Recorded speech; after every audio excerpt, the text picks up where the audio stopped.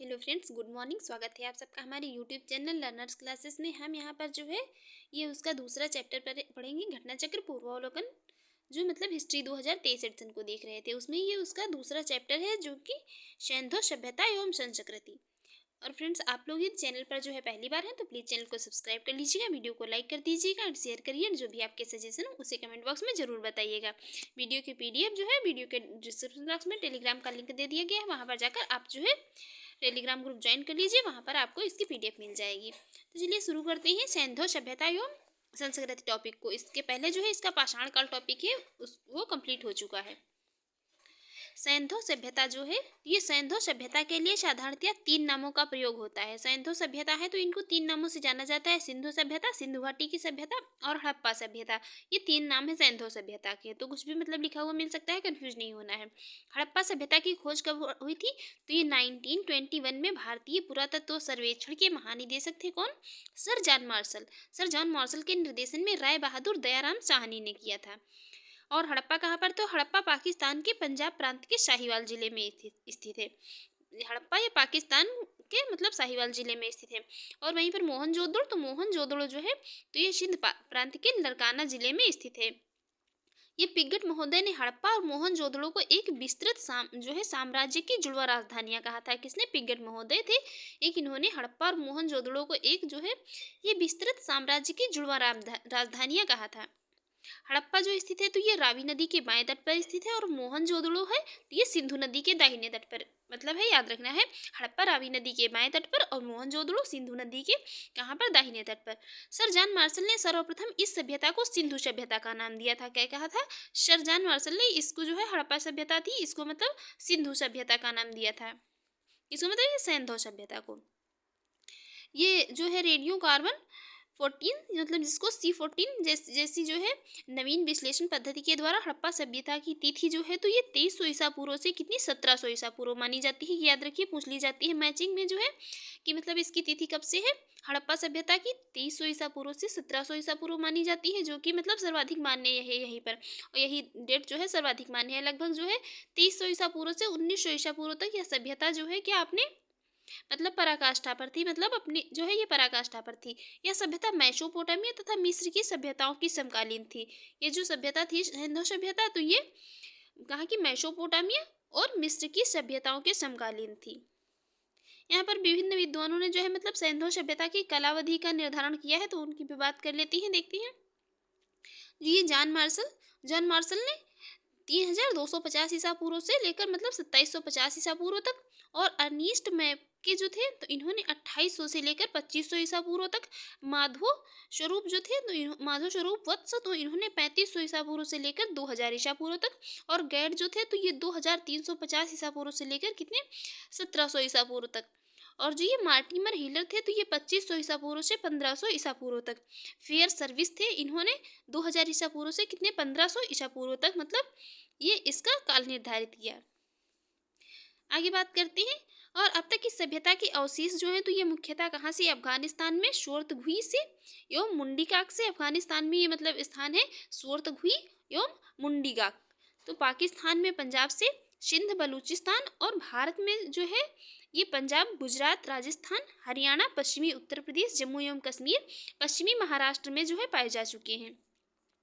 और इस सभ्यता को जो सर्वाधिक पश्चिमी पूरा स्थल है तो ये सुत का गेंडोर कहाँ पर? बलूचिस्तान में है। पूर्वी पूरा स्थल कहाँ पर है? तो ये पश्चिमी उत्तर प्रदेश। उत्तरी पूरा स्थल कहाँ पर है? तो ये मांडा जम्मू कश्मीर में है। याद रखिए, ये मतलब बहुत पूछा जाता है। अभी जो ये RO का एग्जाम होने वाला है, UP RO का, तो यहाँ से देखिए जो है, यहाँ देखना, वहाँ पे यहाँ से एक क्वेश्चन मतलब जरूर बनेगा यहाँ से। कहाँ पर है? तो ये पूर्वी पूरा स्थल आलमगीर, और पश्चिमी मतलब उत्तर प्रदेश, उत्तरी पुरा स्थल कहाँ? मांडा जम्मू कश्मीर में, तथा दक्षिणी पुरा स्थल जो है तो ये दैमाबाद महाराष्ट्र में है। इसका आकार कैसा है? तो ये त्रिभुजाकार है, और वर्तमान में इसमें लगभग कितने 13 लाख वर्ग किलोमीटर ये क्षेत्रफल में विस्तृत है। आगे बात करते हैं। ये प्राप्त साक्ष्यों से ज्ञात होता है कि हड़प्पा सभ्यता की जनसंख्या जो है एक मिश्रित प्रजाति की है, जिसमें मुख्यतः 4 प्रजातियां थी। पहली कौन सी थी? पहली थी प्रोटो ऑस्ट्रेलॉइड, जो कि मतलब जिसे काकेशियन भी कहते हैं, और दूसरी थी भूमध्य सागरीय जिसे इंडो यूरोपियन या कैस्पियन भी कहते हैं। तीसरी थी अल्पाइन और चौथी थी कौन, मंगोलाइड। मोहनजोदड़ो के निवासी जो अधिकांशतः भूमध्य सागरीय प्रजाति के थे। आगे बात करेंगे सिंधु सभ्यता के संस्थापकों के जो संबंध निम्न मतलब कौन है, तो ये विभिन्न विद्वानों के विचार हैं, उनको देख लेते हैं। ये एक विद्वान थे कौन, डॉक्टर लक्ष्मण स्वरूप। इन्होंने ये सिंधु सभ्यता के मतलब जो निर्माता थे तो आर्य सभ्यता के, और गॉर्डन चाइल्ड एवं जो मॉर्टिमर व्हीलर थे तो ये सुमेरियन सभ्यता के थे। रखालदास बनर्जी थे तो ये द्रविड़ सभ्यता के थे। नेक्स्ट आगे बात करेंगे यहाँ पर जो सिंधु घाटी के जिन मतलब नगरों की खुदाई हुई है उनमें निम्नलिखित वर्गों में उन्हें वर्गीकृत किया गया है। पहला केंद्रीय नगर में, दूसरा तटीय नगर और पत्तन में, मतलब पत्तन जो ये मतलब बंदरगाह। तीसरा अन्य नगर एवं कस्बे में। हड़प्पा के टीले जो थे तो ये ध्वंसावशेष जो इसके थे, तो इसके विषय में यहाँ पर सर्वप्रथम जानकारी जो प्राप्त हुई थी तो ये 1826 ईस्वी में किसने, चार्ल्स मेसन ने दी थी। और जनवरी 1921 में दयाराम साहनी के नेतृत्व में ये पंजाब पाकिस्तान के वर्तमान साहिवाल जिले में रावी नदी के बाएं तट पर स्थित जो हड़प्पा था इसका जो है सर्वेक्षण आरंभ हुआ। और वहीं पर उसके बाद वर्ष 1926 से लेकर 27 और 1933 से लेकर 34 तक में माधव स्वरूप वत्स ने तथा 1946 में मॉर्टिमर व्हीलर ने व्यापक स्तर पर यहाँ पर उत्खनन कराया। और हड़प्पा सभ्यता जो थी तो इससे प्राप्त 2 टीलों में पूर्वी टीले जो था, यहाँ से मतलब 2 टीले प्राप्त हुए। तो 2 टीलों में पूर्वी टीले को नगर टीला तथा पश्चिमी टीले को दुर्ग टीला नाम इन्होंने दिया, मतलब इस नाम से संबोधित किया। आगे बात करेंगे यहाँ से जो है 6 कक्षों की 2 पंक्तियों में निर्मित कुल 12 कक्षों वाले एक अन्नागार की अवशेष प्राप्त हुई। ये मोस्ट इंपॉर्टेंट है, पूछा जाता है। तो यहाँ से अन्नागार के अवशेष प्राप्त हुए। और हड़प्पा के सामान्य आवास क्षेत्र के दक्षिण में एक ऐसा कब्रिस्तान मिला जिसमें समाधि जो थी तो ये R37 नाम दिया गया। एक समाधि प्राप्त हुई थी, इसको नाम दिया क्या, उसे R37 कहा। नगर की रक्षा के लिए पश्चिम की मतलब और स्थित दुर्ग टीले को व्हीलर ने ये माउंट बी की संज्ञा दी। इसके अतिरिक्त यहाँ से प्राप्त कुछ अन्य महत्वपूर्ण अवशेषों में एक जो मतलब कुछ अन्य महत्व अवशेष भी यहाँ से प्राप्त हुए थे महत्वपूर्ण। तो बर्तन पर एक बना मछुआरे का चित्र प्राप्त हुआ। शंख का बना बैल, स्त्री के गर्भ से निकलता हुआ मतलब पौधा प्राप्त हुआ था जिसे उर्वरता की देवी माना जाता था उस टाइम पे। तांबे का बना इक्का प्राप्त हुआ। ईंटों के ये वृत्ताकार चबूतरे, गेहूं तथा जौ के दानों के अवशेष यहाँ से ये सभी मतलब साक्ष्य प्राप्त हुए थे। आगे बात करेंगे सिंधी भाषा में मोहनजोदड़ो का शाब्दिक अर्थ है क्या, मृतकों का टीला। सिंधी भाषा जो है इसमें इसे मृतकों का टीला कहा जाता है मोहनजोदड़ो को। सिंध प्रांत के लरकाना जिले में सिंधु नदी के दाहिने तट पर स्थित मोहनजोदड़ो की सर्वप्रथम खोज की थी तो यह रखालदास बनर्जी ने 1922 में की थी। मोहनजोदड़ो का सर्वाधिक उल्लेखनीय स्मारक जो है तो ये बृहत स्नानागार है। इसकी लंबाई उत्तर से दक्षिण की ओर कितनी 55 मीटर और चौड़ाई जो है तो ये पूर्व से पश्चिम दिशा की ओर लगभग कितनी 33 मीटर है। इसके मध्य निर्मित जो स्नान कुंड की उत्तर से दक्षिण की लंबाई है कितनी, तो ये 39 है, मतलब कितनी 11.88 मीटर है। और चौड़ाई है कितनी, तो ये 23 फीट जो कि मतलब मीटर में कितनी है तो 7.01 मीटर। तथा गहराई कितनी है, 8 फीट है जो कि मीटर में कितनी है तो 2.43 मीटर है। यह विशाल स्नानागार जो धर्मानुष्ठान संबंधी स्नान के लिए मतलब था। और मार्शल ने इसके तत्कालीन एक विश्व का एक आश्चर्यजनक निर्माण कहा है। और सिंधु सभ्यता में अभिलेख युक्त जो सर्वाधिक मोहरे हैं तो ये कहाँ से, मोहनजोदड़ो से ही मिली है। मतलब इसमें जो अभिलेख युक्त मोहरे हैं तो वो सर्वाधिक मोहरे कहाँ से प्राप्त हुई है, मोहनजोदड़ो से प्राप्त हुई है। आगे बात करेंगे यहाँ पर मोहनजोदड़ो की एक अन्य इमारत है जिसे विशाल अन्नागार कहा गया है जो कि कितने 45.72 मीटर लंबा तथा 22.86 जो है मीटर चौड़ा है। बृहद स्नानागार के उत्तर पूर्व में कितने जो है 70.1 इंटू 23.77 मीटर के आकार का एक विशाल भवन के अवशेष मिले हैं। और यह मतलब इसमें ये अंदाजा लगाया जाता होगा कि यह जो पुरोहितवास था तथा यह पुरोहितों का विद्यालय स्थित रहा होगा यहाँ पर। और मोहनजोदड़ो की प्रमुख विशेषता मतलब उसकी सड़कें थी। मोहनजोदड़ो की जो प्रमुख विशेषता थी तो उसके जो सड़कें थी वो थी। और मुख्य सड़क कितनी 9.15 मीटर चौड़ी थी जिसे क्या है, राजपथ कहा जाता था, जिसे राजपथ नाम दिया गया था। सड़कें सीधी दिशा में एक दूसरे को समकोण पर काटती हुई क्या थी, ये समकोण वाला याद जरूर रखिए, ये जरूर पूछ लिया जाता है कि जो है सड़कें एक दूसरे पर मतलब किस प्रकार काटती थी, तो ये एक दूसरे को समकोण पर काटती। समकोण मतलब इस प्रकार से, मतलब सीधा ऐसे, तो समकोण पर काटती थी। और ये जो है काटती हुई नगर को अनेक वर्गाकार अथवा जो है चतुर्भुजाकार खंडों में विभाजित करती थी, और सड़कों के एक दूसरे को समकोण पर काटने को जो है ऑक्सफोर्ड सर्कस नाम दिया गया था। ये जो सड़कें समकोण पर मतलब एक दूसरे को काटती थी, तो इनको जो नाम दिया गया था वो ऑक्सफोर्ड सर्कस कहा गया था। मोहनजोदड़ो के पश्चिमी भाग में स्थित जो दुर्ग टीले को क्या स्तूप टीला कहा जाता था। इसके जो ये दक्षिण मतलब ये पश्चिमी भाग में टीला स्थित था, इसको क्या स्तूप टीला कहा जाता था, क्योंकि यहाँ पर जो है कुषाण शासकों ने एक स्तूप का निर्माण करवाया था। जो कुषाण शासक थे तो वहाँ पर इन्होंने एक जो है स्तूप का निर्माण करवाया था।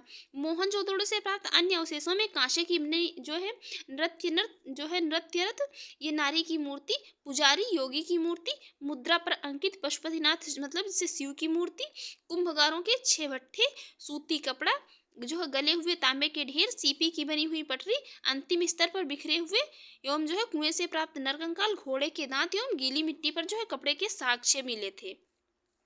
आगे बात करेंगे मोहनजोदड़ो से लगभग कितने 129 किलोमीटर जो है दक्षिण में स्थित चहुंदड़ो की खोज सर्वप्रथम किसने की थी, तो ये 1931 में किसने, एनजी मजूमदार ने की थी। और वर्ष 1935 से लेकर 36 में इसका उत्खनन मैके ने किया था। यह सैंधव संस्कृति के अतिरिक्त उत्तरवर्ती हड़प्पा संस्कृत, जिसे झूकर और झांगर संस्कृति भी कहते हैं, इसके अवशेष मिले थे। किसे क्या कहा जाता है, हड़प्पा संस्कृति, जिसे मतलब झूकर और झांगर संस्कृति भी कहते हैं, इसके अवशेष भी मिले थे। और यहाँ पर एक जो है औद्योगिक केंद्र भी था, जिसे मणिकारी, जहाँ पर मतलब मणिकारी मुहर बनाने और जो है भार माप के बटखरे बनाने का काम होता था। मैके को यहाँ से एक मनका बनाने का कारखाना तथा भट्ठी भी प्राप्त हुई थी। और यहाँ से प्राप्त अवशेषों में जो प्रमुख थे तो उसमें थी अलंकृत हाथी थी, मतलब अलंकृत हाथी के अवशेष प्राप्त हुए थे। खिलौना एवं कुत्ते के बिल्ली का पीछा करते हुए पदचिन्ह प्राप्त हुए थे। और सौंदर्य प्रसाधनों में जो है प्रयुक्त लिपस्टिक आदि के साक्ष्य यहाँ से प्राप्त हुए थे। चहुंदड़ो एकमात्र पूरा स्थल था जहाँ से क्या वृत्ताकार ईंटें मिली थी। चहुंदड़ो ही एक मतलब ऐसा स्थल था जहाँ से वृत्ताकार ईंटें मिली थी। यहाँ किसी दुर्ग का अवशेष नहीं मिला था। चहुंदड़ो से जो है किसी दुर्ग का अवशेष नहीं मिला था। आगे बात करेंगे गुजरात में अहमदाबाद जिले में भोगवा नदी के तट पर स्थित लोथल की खोज सर्वप्रथम किसने की थी, तो ये डॉक्टर यशआर राव ने की थी। खंभात की खाड़ी के तट पर स्थित यह स्थल पश्चिमी एशिया से व्यापार के लिए एक प्रमुख बंदरगाह था। और नगर योजना तथा ये अन्य भौतिक वस्तुओं के आधार पर लोथल एक लघु हड़प्पा या लघु मोहनजोदड़ो मतलब नगर प्रतीत होता था। कौन, लोथल। और यहाँ से ये फारस की मतलब मुद्रा, सील और पक्के रंग में रंगे हुए पात्र प्राप्त हुए। लोथल में गढ़ी तथा नगर दोनों एक रक्षा प्राचीर से घिरे हुए थे।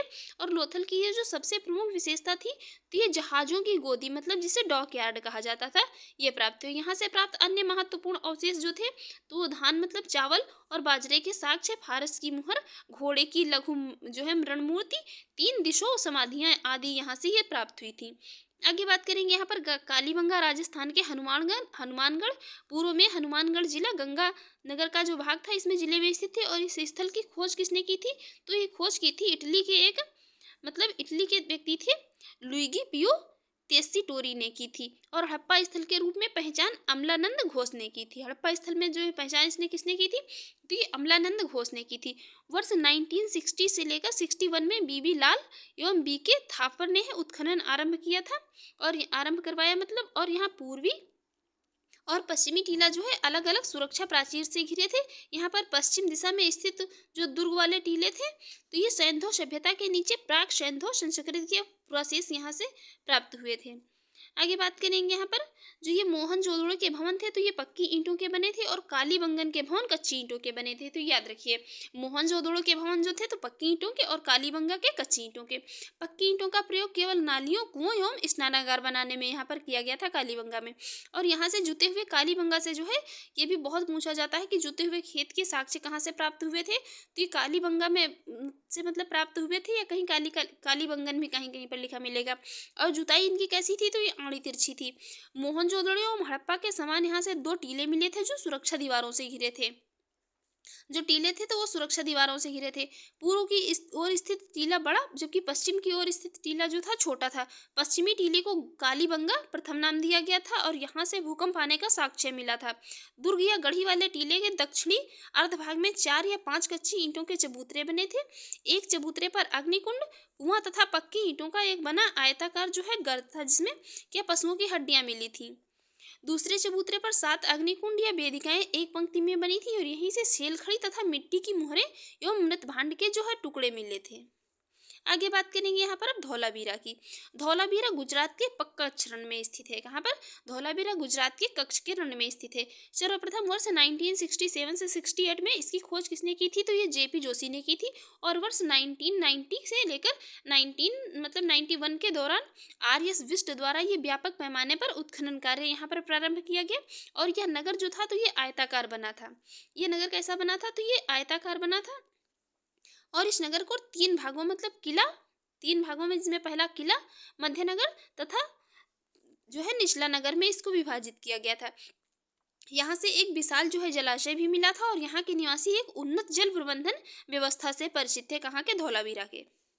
ये जो धौलावीरा के मतलब निवासी थे तो ये एक उन्नत जल प्रबंधन व्यवस्था से परिचित थे और यहाँ से हड़प्पा लिपि के बड़े आकार के 10 चिन्हों वाला एक शिलालेख भी मिला था। अब आगे बात करेंगे यहाँ पर किसकी? सुरकोटडा की। सुरकोटडा जो है तो ये गुजरात के कच्छ जिले में स्थित है और यह नगर 2 दुर्गीकृत भागों जिसमें गढ़ी तथा आवास क्षेत्र में विभाजित था। यहाँ के कब्रिस्तान से कलश समाधान के साक्ष्य मिले हैं और यहाँ घोड़े की कुछ हड्डियों के भी साक्ष्य मिले थे। दैमाबाद की बात कही तो ये महाराष्ट्र के अहमदनगर जिले में प्रवरा नदी के बाएं किनारे पर स्थित है। यह सैंधव सभ्यता का सबसे दक्षिणी स्थल है। यहाँ से रथ चलाते हुए मनुष्य, सांड, गैंडे आदि की आकृतियां प्राप्त हुई हैं और यहाँ से कुछ मृदभांड, सैंधव लिपि की एक मुहर, दस्तरी, प्याले आदि के ये साक्ष्य यहाँ से प्राप्त हुए हैं। आगे बात करेंगे राखीगढ़ी हरियाणा के हिसार जिले में। ये राखीगढ़ी हरियाणा के हिसार जिले में घग्गर नदी के किनारे स्थित है और यह नवीनतम शोधों के अनुसार सबसे बड़ा शैनधोव स्थल है। राखीगढ़ी जो है तो ये सबसे बड़ा शैनधोव स्थल है। कौन? राखीगढ़ी। रोपड़ की बात करें तो रोपड़ ये पंजाब सतलज नदी के बाएं तट पर स्थित है। इसका आधुनिक नाम जो है तो ये रूपनगर है। वर्ष 1950 में इसकी खोज की थी किसने? वीवी लाल ने। और वर्ष 1953 से लेकर 55 के दौरान यज्ञदत्त शर्मा ने इसकी खुदाई करवाई थी। यहाँ से जो है देखते हैं क्या क्या प्राप्त हुए थे। यहाँ से मृदभांड, शेलखड़ी की मुहरें, चट के बटखरे, एक छुरा, तांबे की वाणाग्र तथा कुल्हाड़ियां जो है आदि साक्ष्य यहाँ से प्राप्त हुए थे। यहाँ से मनुष्य के साथ साथ पालतू कुत्ता के दफनाए जाने के साक्ष्य भी मिलते हैं। मतलब मनुष्य के साथ क्या था पता नहीं, क्या जब मनुष्य की मृत्यु होती थी तो तभी कुत्ते की मृत्यु हो जाती थी, या कभी मतलब इत्तेफाक से ऐसा हुआ होगा कि जब मनुष्य की मृत्यु हुई होगी तो कुत्ते की भी मृत्यु हुई होगी, तो जो है मनुष्य और कुत्ते को एक साथ दफना दिया गया। बाकी साक्ष्य मिले यहाँ से मनुष्य के साथ पालतू कुत्ते को दफनाए जाने के। आगे बात करेंगे रंगपुर गुजरात के सौराष्ट्र क्षेत्र में है। यहाँ से प्राक हड़प्पा और उत्तर हड़प्पाकालीन सभ्यता के साक्ष्य मिले हैं। यहाँ से प्राप्त वनस्पति अवशेष के आधार पर कहा जा सकता है कि वे लोग चावल, बाजरा एवं ज्वार की खेती करते थे। अब बात कर लेते हैं यहाँ पर हम सैंधव सभ्यता के जो प्रमुख स्थल हैं और उनसे संबंधित जो नदियाँ हैं, क्योंकि ये जो है बहुत बार पूछा जाता है यहाँ से मैचिंग में, तो ये अक्सर करके कुछ क्वेश्चन यहाँ से एंशिएंट हिस्ट्री में क्वेश्चन, जहाँ पे भी मतलब एंशिएंट हिस्ट्री के क्वेश्चन पूछे जाते हैं तो वहाँ पर यहाँ से क्वेश्चन पूछ ही लिया जाता है। तो हड़प्पा जो है तो ये रावी नदी के किनारे, मोहनजोदड़ो सिंधु के तट पर, कालीबंगा घग्गर नदी के तट पर, लोथल कहाँ पर? भोगवा के किनारे, रोपड़ जो है रोपड़ सतलज के किनारे, मांडा चिनाब नदी के किनारे, दैमाबाद प्रवरा नदी के किनारे, आलमगीर हिंडन के, और सुतगा जो है ये सुतका केंडोर ये दाशक या दास्त नदी के किनारे, और भगवानपुरा है तो ये सरस्वती नदी के किनारे मतलब बसे हुए है, मतलब है स्थलीय। आगे बात करेंगे यहाँ पर आलमगीर जो है तो ये उत्तर प्रदेश के मेरठ जिले में हिंडन नदी के किनारे स्थित है। आलमगीर कहाँ पर है? आलमगीर उत्तर प्रदेश के मेरठ जिले में हिंडन नदी के किनारे है। यहाँ से खुदाई में मृदभांड एवं मनके मिले हैं और कुछ बर्तनों में त्रिभुज पर मोर, गिलहरी आदि की चित्रकारियां भी मिली हैं। यहाँ से आगे बात करेंगे हुलास उत्तर प्रदेश के सहारनपुर जिले में स्थित है और यहाँ से कांचली मिट्टी के मनके, चूड़ियाँ, खिलौना गाड़ी आदि के आज साक्ष्य जो है मिले और सैंधव लिपियुक्त एक ठप्पा का भी साक्ष्य मिला है। देसलपुर से एक रक्षा प्राचीर मिला है। आगे बात करते हैं यहाँ पर सुतका जो है सुतका गेंडोर स्थल जो है दक्षिण बलूचिस्तान में दास्त या दास्क नदी के किनारे स्थित है। इसकी पहचान हड़प्पा स्थल के रूप में वर्ष 1927 में किसने, ऑरेल स्टीन ने की थी। इसका दुर्ग एक प्राकृतिक चट्टान के ऊपर स्थित है। यहाँ से मृत भांड, एक जो है ताम्र निर्मित बाणाग्र, ताम्र निर्मित ब्लेड के टुकड़े, तिकोने ठीकरे तथा मिट्टी की चूड़ियों के अवशेष जो है प्राप्त हुए थे। और आगे बात करेंगे यहाँ पर, तो ये सोत का गोह मतलब जिसे ये सुतका गेंडोर के पूर्व में स्थित था। और वर्ष 1962 में इसकी खोज किसने की थी, तो जेफ डेल्स द्वारा की गई थी। यहाँ से 2 टीले मिले थे जिसके आकार कैसे थे, तो ये जो है मतलब सुतका गेंडोर जैसे ही थे यहाँ से इसके आकार। आगे बात करेंगे यहाँ पर, बलूचिस्तान के दक्षिणी तटवर्ती पट्टी पर स्थित बालाकोट एक बंदरगाह के रूप में कार्य करता था। यहाँ से हड़प्पा पूर्व एवं हड़प्पा कालीन जो अवशेष प्राप्त हुए थे। और इसकी नगर योजना जो थी तो ये कैसी थी, सुनियोजित थी। भवनों के निर्माण में कच्ची ईंटों का, जबकि नालियों के निर्माण में पक्की ईंटों का प्रयोग किया जाता था। यहाँ का सबसे समृद्ध जो उद्योग था तो ये सीप उद्योग था। और यहाँ से काफी मात्रा में सीप से बनी चूड़ियों के टुकड़े भी मिले थे। आगे बात करेंगे यहाँ पर, आगे बनावली कहाँ पर, हरियाणा के फतेहाबाद पूर्व में मतलब जो हिसार का भाग था जिले में स्थित है। और वर्ष 1974 से 77 में आर्यस बिष्ट द्वारा इस स्थल का उत्खनन करवाया गया था। और यहाँ से संस्कृति के 3 स्तर प्रकाश में आए थे, जिसमें कौन सी, प्राक सैंधो, विकसित सैंधो एवं उत्तर सैंधो। यहाँ की सड़कें जो थी तो ये स्टार शेप्ड में मतलब विभाजित थी, मतलब तारांकित प्रकार की होंगी। और यहाँ से जो ये मुहरे यहाँ से प्राप्त हुए थे, मुहरे, बटखरे, लाजवर्द तथा कर्नेलियन के मन के हल्की आकृति के खिलौने, तांबे के बाणाग्र के आदि के साक्ष्य मिले थे। और भगवानपुरा हरियाणा के कुरुक्षेत्र जिले में सरस्वती नदी के किनारे दक्षिणी किनारे पर यह स्थित है। आगे बात करते हैं, यहाँ पर जेपी जोशी ने इसका उत्खनन करवाया था। और यहाँ से प्राप्त प्रमुख अवशेषों में सफेद, काले तथा आसमानी रंग की कांच की चूड़ियाँ, तांबे की चूड़ियाँ, कांच की मिट्टी के चित्रित मनके आदि ये भी यहाँ से प्राप्त हुए हैं। मांडा की बात करें तो मांडा जम्मू एवं कश्मीर में चिनाब नदी के दक्षिणी किनारे पर स्थित है। और वर्ष 1982 में इसका उत्खनन जेपी जोशी तथा मधुबाला द्वारा करवाया गया था। और उत्खनन से यहाँ 3 सांस्कृतिक स्तर प्राप्त हुए हैं, जिसमें प्राक सैंधो, विकसित सैंधो एवं उत्तरकालीन सैंधो है। यहाँ से जो प्राप्त है तो यहाँ से मिट्टी के ठीकरे, हड्डी के नुकीले बाणाग्र, चट ब्लेड, कांच से निर्मित पेचदार पिन तथा आधी अधूरी मुहर आदि के अवशेष जो है ये प्राप्त हुए हैं। आगे बात करते हैं, उत्तर प्रदेश के बागपत जिले में बारोट तहसील के शिनौली नामक हड़प्पन पुरा स्थल से क्रमबद्ध रूप से 125 मानव शवाधान प्राप्त हुए हैं, जिनकी दिशा उत्तर से दक्षिण है। और मिस्र की सभ्यता का विकास नील नदी की द्रोणी में हुआ है। मिस्र को नील नदी का उपहार भी कहा जाता है, क्योंकि इस नदी के अभाव में जो है तो यहाँ का भूभाग कैसा, रेगिस्तान हो जाता है। और सुमेरियाई सभ्यता जो है तो सुमेरिया सभ्यता के लोग प्राचीन विश्व के प्रथम लिपि आविष्कर्ता थे। किसकी, सुमेरिया सभ्यता के। आगे बात करेंगे, यहाँ पर खुदाई से प्राप्त जो बहुसंख्यक नारी मूर्तियों से अनुमान लगाया जाता है कि सैंधो सभ्यता जो थी तो वो कैसी, मातृसत्तात्मक थी। ये सैंधो सभ्यता जो थी तो ये मातृसत्तात्मक थी। और सैंधो लोग जो थे तो सैंधो लोग ये शाकाहारी तथा मांसाहारी दोनों प्रकार के भोजन करते थे। सैंधो लोग जो थे तो वो केवल ना ही शाकाहारी भोजन करते थे और ना ही मांसाहारी, मतलब दोनों प्रकार के करते थे। और उनके वस्त्र जो है ऊनी तथा सूती दोनों प्रकार के होते थे। कंठहार, कर्णमूल, कड़ा, भुजबंद, अंगूठी, हंसुली, करधनी आदि आभूषण भी पहने जाते थे। और नौशेरों से स्त्रियों के मांग में सिंदूर के प्रमाण मिले हैं, जो हिंदू धर्म में सुहाग का प्रतीक है। आगे बात करेंगे, यहाँ पर सैंधो काल में पाशा जो है ये प्रमुख खेल था। इसमें पासा जो है ये प्रमुख खेल था। सिंधु घाटी सभ्यता के लोग मुख्य खाद्यान्न जो थे इनके तो ये गेहूं और जौ थे। और रंगपुर से धान की भूसी तथा लोथल से चावल के अवशेष भी मतलब प्राप्त हुए हैं। और लोथल से ये वृत्ताकार चक्की के 2 पार्ट मिले हैं। सूती वस्त्रों की अवशेष से यह निष्कर्ष निकाला जाता है कि यहाँ के निवासी कपास उगाना जानते थे। मतलब यहाँ से क्योंकि साक्ष्य मिलते हैं, सूती वस्त्रों के अवशेष मिले हैं, तो इससे अंदाजा लगाया जाता है कि यहाँ के निवासी जो हैं तो ये कपास उगाना जानते थे। और सर्वप्रथम सैंधो निवासियों ने कपास की खेती प्रारंभ की थी। भारत से जो है कपास ग्रीस गई, जिसे मतलब ग्रीस गई, और जहाँ से वहाँ के लोग इसे सिंडन के नाम से जानते थे, ग्रीस के। भारत में कपास की खेती का प्रारंभ 3000 ईसा पूर्व में किया था। और जबकि मिस्र में इसकी खेती कितने 2500 ईसा पूर्व के लगभग में शुरू की गई थी। हड़प्पा, मोहनजोदड़ो, कालीबंगा, सुरकोटड़ा के स्थलों से जो है ये कुबड़दार ऊंट मतलब के कुबड़दार ऊंट के जीवाश्म मिले हैं और सुरकोटडा, लोथल, कालीबंगा से घोड़े की मृण मूर्तियां, हड्डियां, जबड़े आदि के भी अवशेष प्राप्त हुए हैं। सिंधु सभ्यता का प्रमुख उद्योग जो है वस्त्र उद्योग था।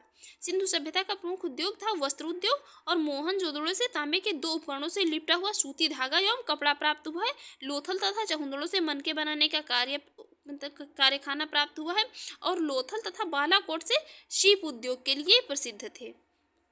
अब बात कर लेते हैं यहाँ पर कुछ प्रमुख धातु और उनकी प्राप्ति स्थलों की, जिसमें तांबा कहाँ से प्राप्त होता था, तो ये खेतड़ी राजस्थान से, बलूचिस्तान और ओमान से। लाजवर्द जो था तो ये बदख्शां अफगानिस्तान में एक स्थान था, बदख्शां, वहाँ से प्राप्त होता था। टिन कहाँ से, ईरान अफगानिस्तान से।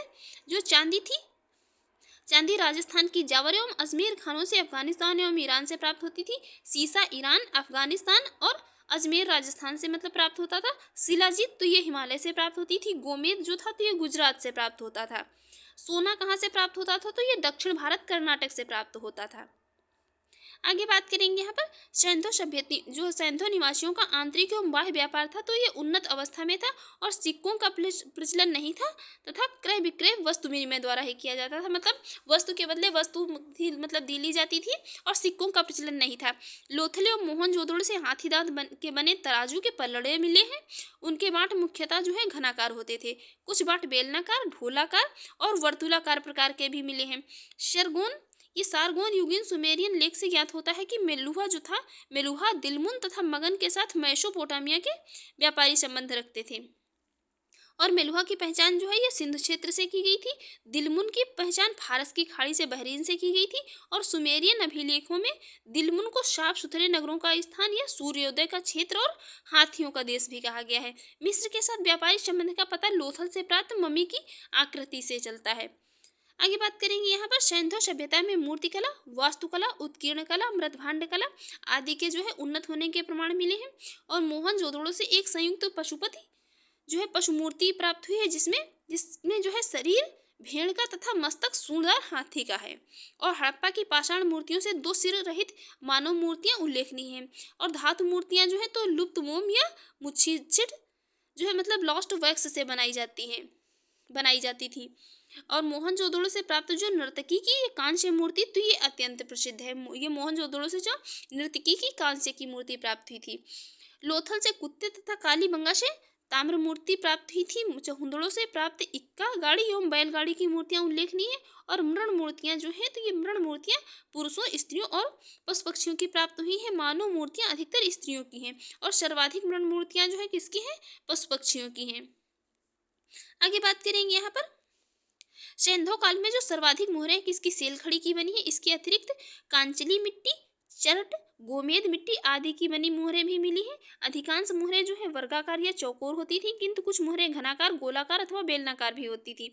सिंधु सभ्यता के मोहरों पर जो सर्वाधिक अंकन था तो एक श्रृंगी पशु का होता था।